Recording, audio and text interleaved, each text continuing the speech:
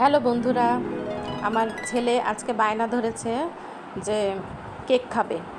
তো যেই বলা সেই কাজ। আমাকে দিয়ে যখন তখন কাজ করানো এটা সম্ভব না। আমাকে যখন বলবে তখনই আমি এটা করতে পারি না, আমার এটা ভালো লাগে না। তো আমার ছোট মেয়ে ও আবার ভাইয়ের আবদারগুলো মিটায় এইভাবে।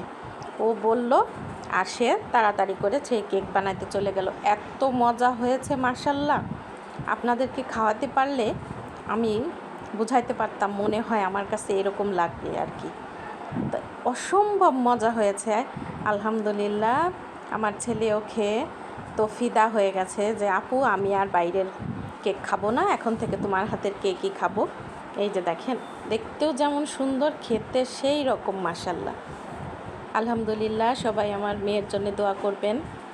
এই যে দেখেন কত সুন্দর হয়েছে কেকটা। আলহামদুলিল্লাহ, সবাই ভালো থাকবেন। আল্লাহ হাফেজ।